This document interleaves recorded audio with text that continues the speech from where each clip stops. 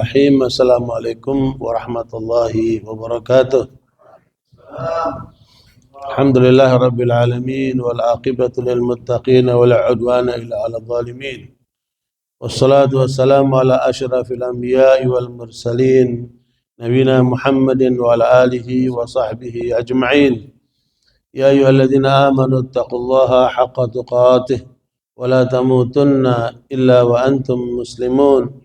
Subhanaka la ilma lana illa ma 'allamtana innaka antal alimul hakim. Allahumma la sahla illa ma ja'altahu sahla wa anta taj'al hazna idza syi'ta sahla ma ba'd. Barakallahu kita sudah menyebutkan kemarin 10 poin sebagai panduan dalam menjalankan hidup. Mudah-mudahan tidak terlupakan. Saya ulang lagi, yang pertama mendapatkan ilmu agama yang benar. Ya.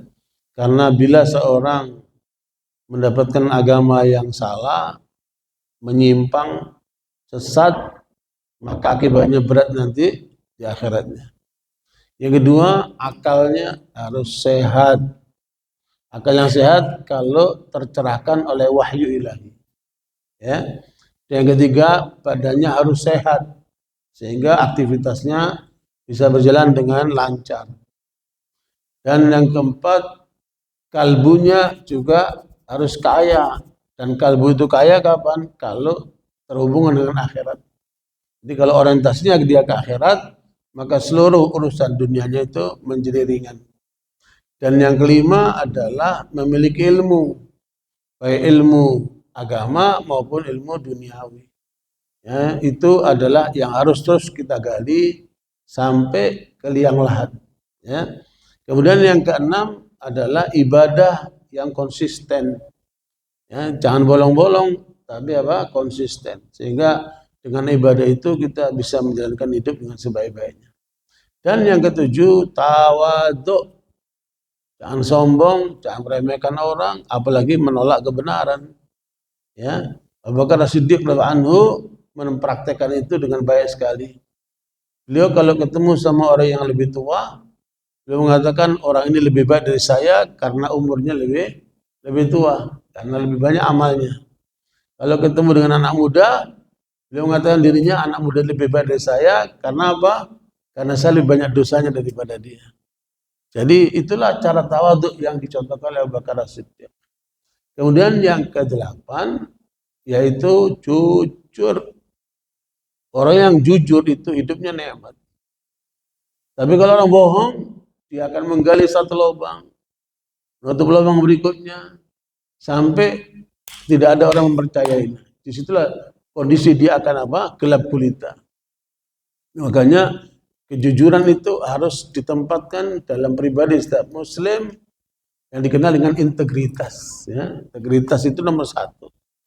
Makanya Rasulullah SAW pertama kali dikenal oleh masyarakat bangsa Arab Al-Amin, dan orang yang jujur. Sampai musuhnya pun mengakui dia jujur. Maka kejujuran itu adalah fondasi dasar dalam hidup. Ya. Nah, kemudian yang ke-9, sikap adil. Ya, menempatkan sesuatu pada tempatnya, tidak berlaku zalim. Makanya kerusakan manusia itu kebanyakan dari jenis ini, kezaliman.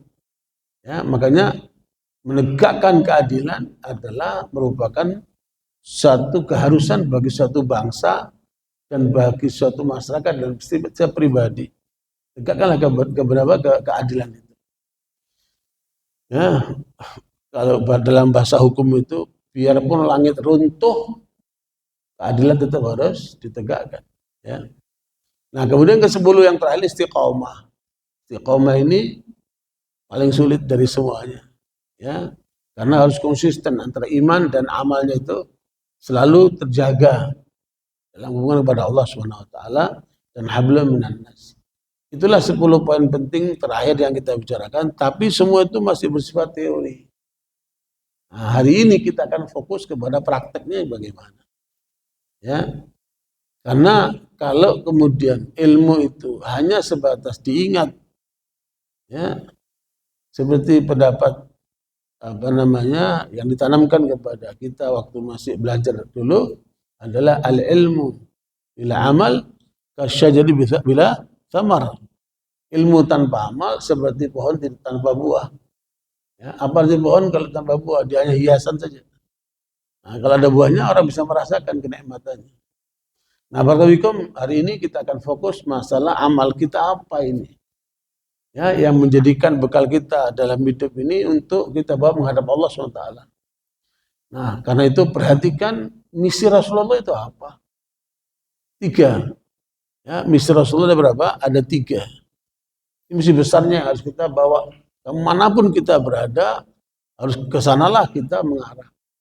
Ya, yaitu pada ayat ke-9 surat As-Saff atau surat At-Taubah 33. Allah katakan, "Wallazi arsala rasulahu bil huda ya wa dinil haqqi liyudhhirahu 'ala dini kulli walau karihal musyrikun." Dialah Allah yang telah mengutus Rasulnya pertama dengan membawa petunjuk. Maknanya apa? Ajarkan Islam ini kepada umat manusia. Tugas kita yang pertama, mengikuti Nabi Muhammad, pahami Islam, dan ajarkan Islam itu kepada umat manusia. Dan itu tidak mudah. Jadi Imam Ahmad, kalau orang itu akan mencapai puncak keilmuan Islam apabila ada 4. Nah, jangan lupa ini. Ya.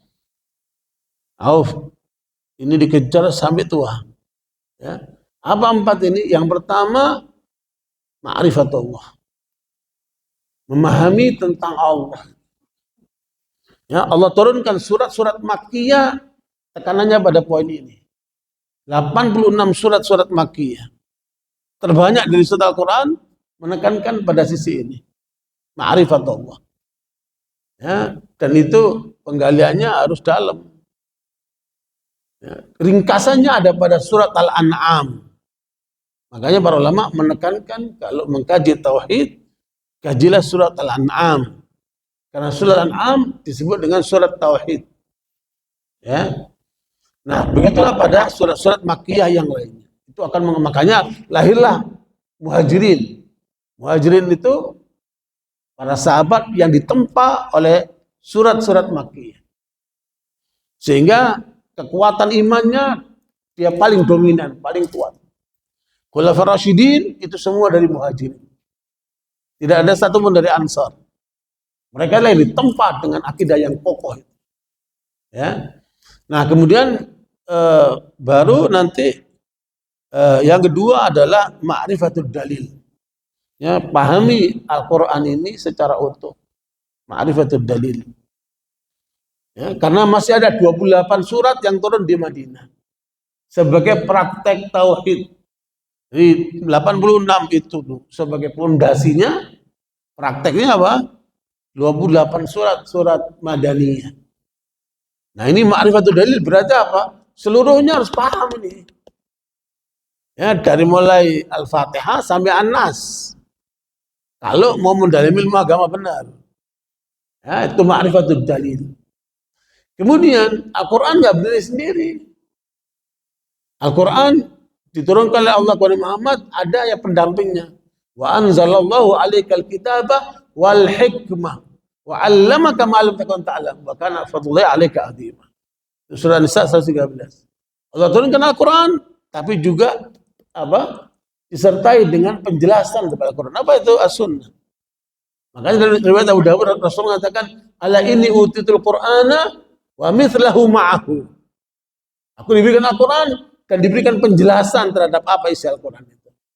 Makanya kalau orang belajar Al-Quran tidak merujuk kepada sunnah Rasulullah, pasti akan banyak masalah. Ya, pasti belepotan. Pasti nanti masuk lebih banyak hawa nafsu. Maka ikutilah cara Nabi SAW, bagaimana beliau menjelaskan Al-Quran. Makanya di situ disebut apa? Al-Mubayyin. Pahami tentang apa yang diajarkan Nabi dalam Al-Quran ini. Nah, itulah yang diserap oleh para sahabat, jadilah namanya sunnah-sunnah Nabi. Terkumpullah Muwatta Imam Malik, kitab pertama dikumpulkan oleh Imam Malik dalam satu kitab.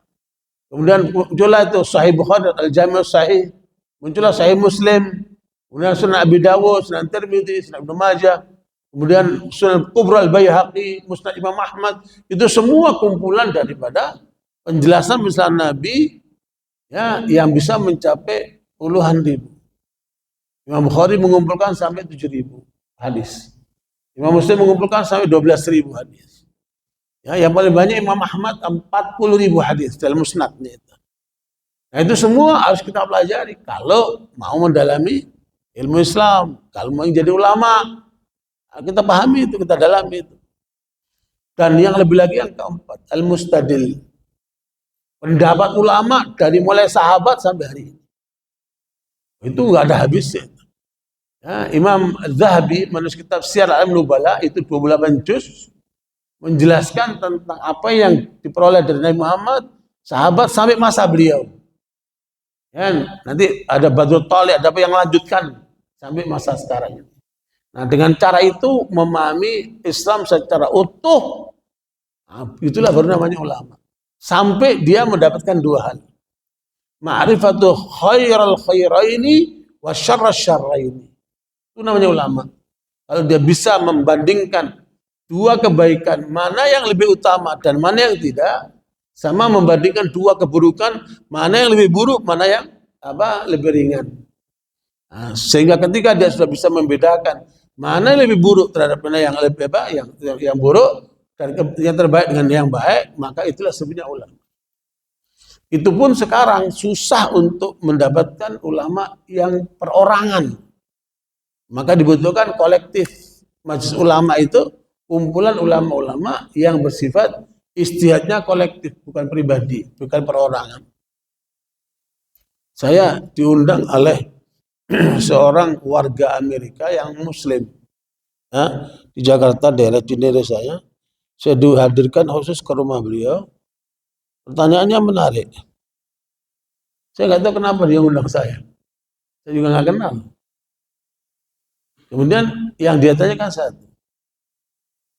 Di semua negara, terutama negara Muslim itu pasti ada mufti. Di Saudi ada muftinya, di Mesir ada muftinya, di Malaysia ada muftinya. Indonesia siapa muftinya? Keren banget pertanyaan. Saya nggak habis pikir, saya bilang di Indonesia setiap Muslim mufti. Nanya aja, pasti dia jawab. Makanya kekacauan Islam di Indonesia ini luar biasa. Kenapa? Semua orang ngomong. Ya, semua orang ngomong. Jenderal ngomong tentang Islam, intelektual ngomong tentang Islam, ekonom ngomong tentang Islam, setiap orang ngomong. Sehingga batasan spesialisasi itu hampir pudar. Siapakah yang disebut ulama itu? Semakin kita baca penjelasan di Indonesia, semakin tidak jelas. Siapa kategori ulama?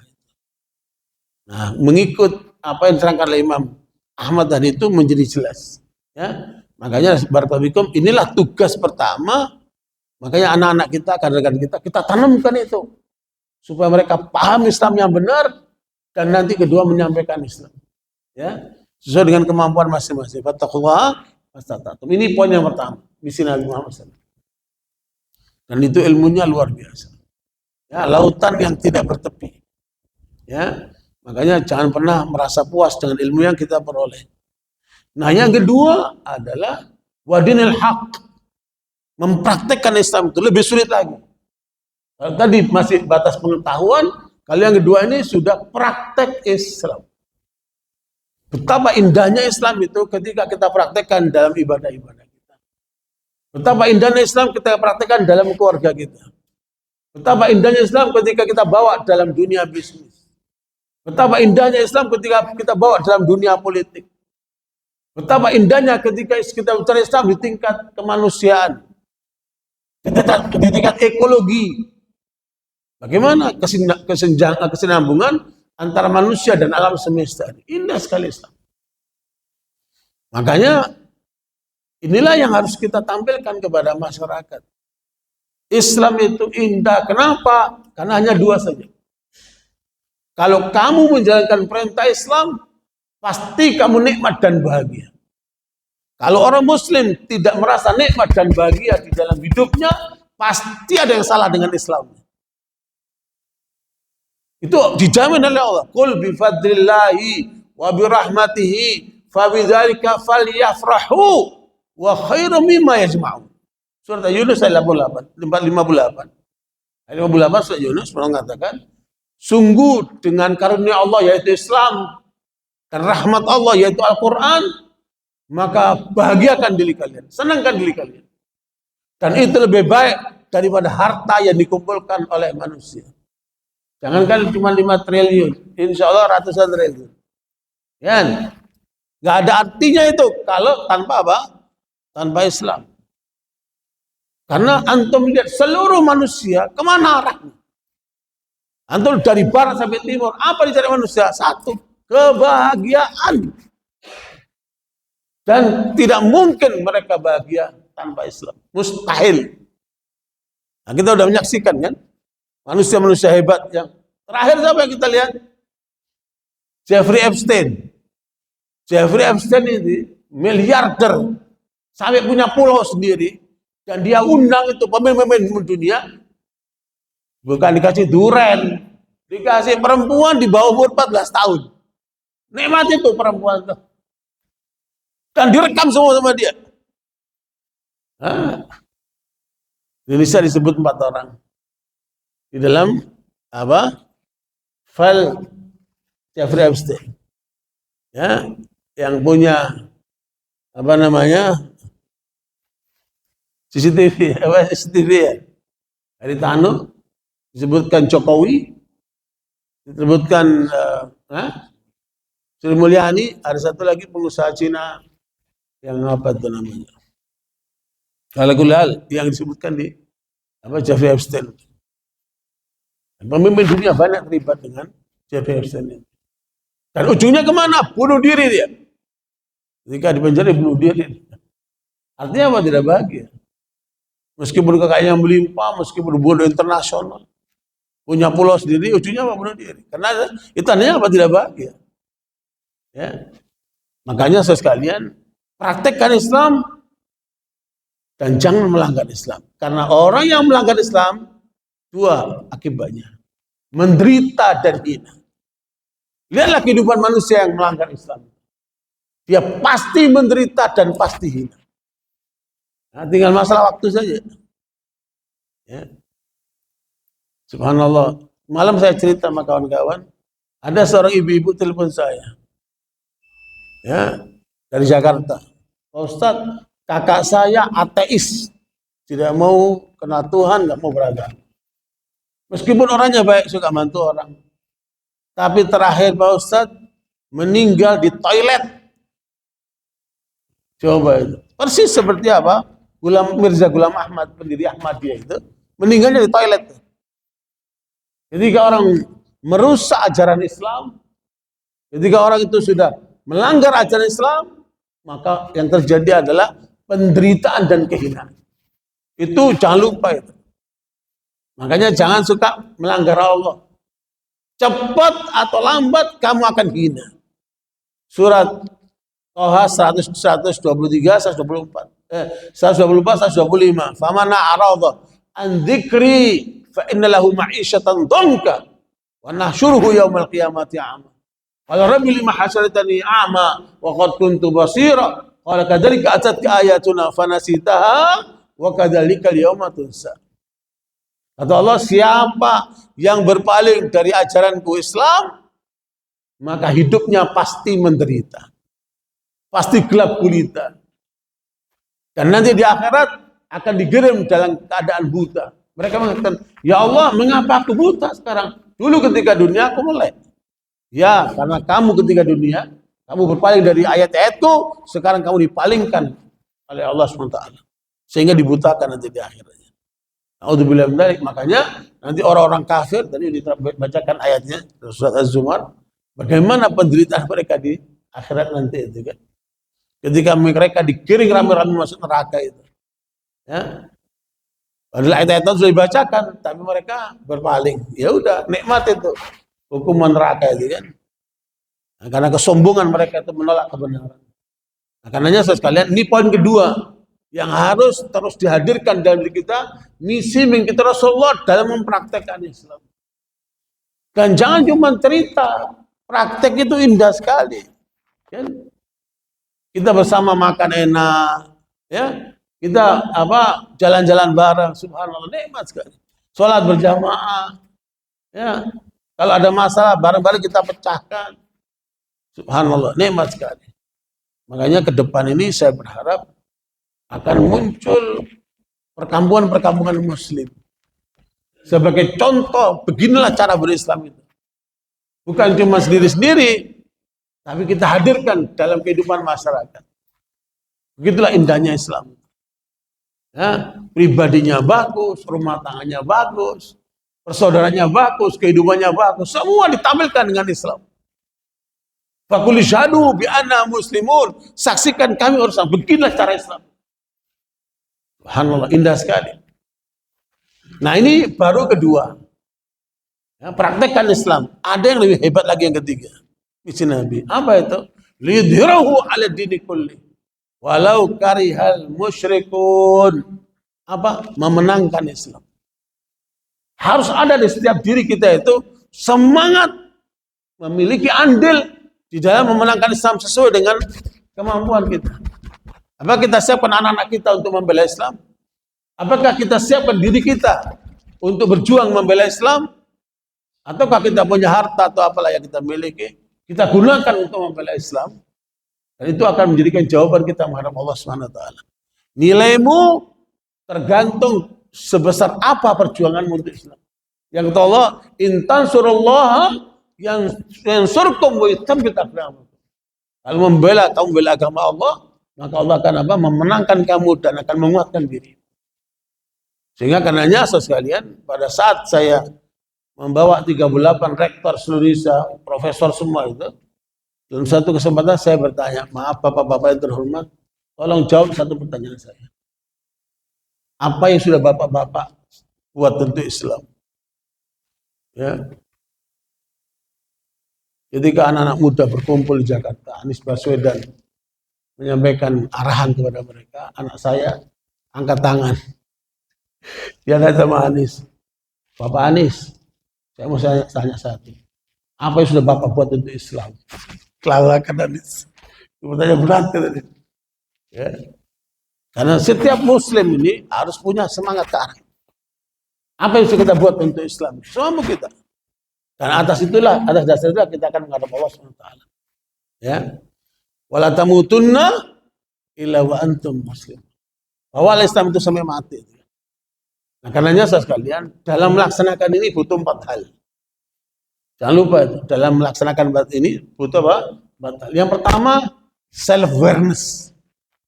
Kesadaran diri, terus menerus untuk memahami pentingnya Islam, pentingnya mempraktikkan Islam, dan pentingnya memenangkan Islam. Itu harus apa? Kita miliki, karena dalam diri manusia itu yang paling dalam namanya consciousness. Kesadaran. Berapa banyak orang muslim tapi nggak sadar untuk datang sholat masjid berjamaah, nggak sadar dia. Dimotivasi, didorong, didakwain, masih nggak sadar juga. Kenapa? Belum muncul kesadarannya. Konsisten-nya belum muncul. Tapi ketika dia muncul, baru dia akan apa? Sadar harus datang ke masjid. Saya tanya sama seorang jenderal yang rajin ke masjid. Gimana ceritanya Bapak kok sampai rajin ke masjid? Begini Pak Ustadz, saya diuji oleh Allah dengan kematian istri saya yang saya cintai itu, sehingga saya down, hilang arah. 4 bulan, saya pagi siang malam mengelilingi komplek, lihat rumah orang, pagi siang malam balik lagi masuk rumah. 4 bulan hilang keseimbangan. Baru diuji dengan istri yang meninggal. Nah, ketika mau masuk rumah zuhur, dengar azan, muncul kesadaran. Tuh, penuhin tuh panggilan azan ke masjid. Sejak itu sampai sekarang saya selalu sholat berjamaah di masjid. Muncul apa? Konsistensinya, kesadarannya. Ya. Dan ingat, kesimpulannya, siapa yang sudah mencapai umur pensiun, masih jauh dari masjid, pasti hidupnya merana. Karena ternyata indah hidup pun mana di masjid. Antum di dunia luar sana ruwet semuanya. Tapi di masjid antum akan merasakan ketenangan yang luar biasa. Saking tenangnya pengajian pun tidur, subhanallah kan. Luar biasa kan. Bagaimana sekalian? Makanya itu yang pertama apa? Self awareness. Kesadaran terhadap 3 hal tadi. sadar sebagai muslim, pahami dan ajarkan Islam, sadar sebagai apa? Sebagai apa? Ajaran Islam yang sempurna yang harus kita praktekkan, sabar dalam memenangkan Islam. Sadar dia. Nah, kalau punya kesadaran itu, udah nggak usah didorong, dia akan jalan sendiri. Yang kedua, self respect. Hormati dirimu. Kamu dipilih oleh Allah. Kamu bukan dipilih oleh orang tuamu. Kamu bukan dipilih oleh presiden. Yang milih kamu jadi muslim Allah. Itu surat Fatihah ayat 32 itu. Tsumma awrasnal kitaba alladzina istafaina min ibadina. Kami berikan Al-Quran ini kepada hamba-hamba pilihan kami. Yang milik kita ini Allah. Dari 2 miliar manusia, dari 8 miliar manusia, kita termasuk yang dipilih oleh Allah menjadi muslim dalam komunitas 2 miliar manusia. Itu pilihan Allah, bukan pilihan orang tua kita. Bukan pilihan orang lain, kita dipilih oleh Allah. Itu satu kemuliaan, respect, kamu harus hormati. Itu namanya apa? Self respect yang kedua. Apalagi kita menjadi duta-duta Islam, luar biasa. Ya, jangan kemudian kita hanya buat Islamnya buat diri sendiri saja. Kita ini duta-duta Islam. 2 caranya, menyampaikan secara lisan, secara verbal, dan mempraktekannya sehingga orang melihat kita itu gambaran dari Islam. Oh, begini Islam itu. Dalam kejujurannya, dalam muamalahnya, dalam perilakunya, dalam akhlaknya dan sebagainya kan. Nah, itu harus menjadi contoh. Nah, itu harus ada self respect. Hormati dirimu. Setelah apa? Self apa? Tadi apa? Kesadaran. Nah, kemudian apa tadi? Self respect. Ya. Yang ketiga, self confident. Percaya diri. Ya, jangan kemudian kita terbawa dengan arus. Orang begini ikut begini, orang begini ikut begitu. Ya, kata Nabi, la yakun ahadukum imma'atan yaqulu in ahsantu wa in asa'u asatu. Jangan kamu jadi orang yang nerebontek, yang ikut-ikutan. Kalau orang baik ikut baik, kalau orang buruk ikut buruk. Jangan seperti itu. Berarti orang nggak punya sikap. Watinu anfusakum, kata Nabi. Kamu harus punya prinsip, kuatkan dirimu di atas kebenaran ini. Ya, dan itu harus punya apa? Self confidence. Ya. Nah, self confidence itu harus kita miliki dimanapun kita berada. Ya, subhanallah. Makanya jangan kemudian kecil hati ketika ada profesor, ada orang-orang bule ya, nggak usah. Karena apa yang diberikan oleh Allah kepada kita itulah yang terbaik. Nah, yang keempat, ini lebih hebat lagi, self standing, udah mandiri dia. Dia nggak bergantung sama orang, hanya bergantung kepada Allah. Self standing. Dalam semua keadaan dia bergantung kepada Allah. Nah, ini puncaknya. La haula wala quwata illa billah. Kalau kita bisa dapat itu sekalian, ya, insya Allah hidup kita ini akan selalu dapat perlindungan dari Allah SWT. Mengikuti ajaran Nabi Muhammad SAW sampai kita meraih husnul khatimah. Ya, apapun yang terjadi kita kembalikan kepada Allah. Ya, wa ma bikum min ni'matin fa min Allah wa idza masakum ad-durru fa ilayhi taj'arun. Ya, surat apa? An-Nahl ayat 52 yaitu Allah mengatakan apapun nikmat yang kamu peroleh itu berasal dari Allah, bukan karena kehebatanmu. Tetapi kemudian bila kamu butuhkan sesuatu, kembalilah kepada Allah. Nah, dengan cara itu insya Allah hidup kita akan mudah sampai kita berjumpa dengan Allah Ta'ala. Allah kumpulkan kita nanti di surga. Karena hakikat hidup ini perjuangan dan istirahatnya nanti insya Allah di surga. Wassalamualaikum Muhammad. Subhanakallah wa bihamdika asyhadu an la ilaha illa anta astaghfiruka wa atubu ilaik. Alhamdulillah. Assalamualaikum warahmatullahi wabarakatuh.